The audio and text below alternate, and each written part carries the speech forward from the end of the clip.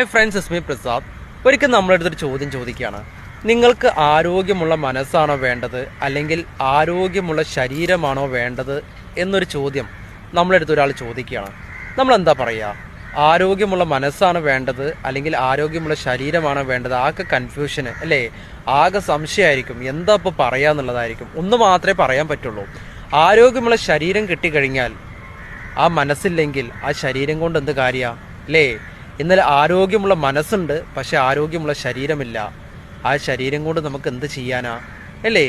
അപ്പം നമ്മൾ നമ്മുടെ ജീവിതത്തിൽ മനസ്സിലാക്കേണ്ടത് ആരോഗ്യമുള്ള മനസ്സും ആരോഗ്യമുള്ള ശരീരവും നമ്മുടെ ജീവിതത്തിൽ വളരെയേറെ പ്രാധാന്യമേറിയതാണ്. അതുകൊണ്ട് ആരോഗ്യമുള്ള മനസ്സിന് നമ്മൾ എപ്പോഴും വായിക്കുക, നല്ലത് മാത്രം ചിന്തിക്കുക, ആളുകളുമായി ഇടപഴകുക, നല്ലത് മാത്രം ചിന്തിക്കുക, നല്ലത് മാത്രം സംസാരിക്കുക. ഇങ്ങനെയാണ് നമ്മൾ എന്താ പറയുക, ആരോഗ്യമുള്ള മനസ്സ് നമുക്ക് ഉണ്ടാക്കിയെടുക്കാൻ പറ്റുക.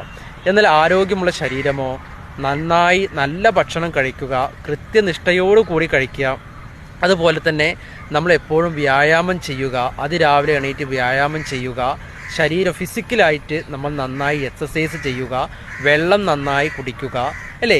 ഇങ്ങനെയൊക്കെ ചെയ്യണം. പക്ഷെ ഇതൊന്നും നമ്മൾ കറക്റ്റായിട്ട് ചെയ്യാത്തത് കൊണ്ട് നമുക്ക് രണ്ടും നഷ്ടപ്പെടാറുണ്ട്. എന്ത്? ആരോഗ്യമുള്ള മനസ്സും ആരോഗ്യമുള്ള ശരീരവും രണ്ടും നമ്മൾ കീപ്പ് ചെയ്ത് മുന്നോട്ട്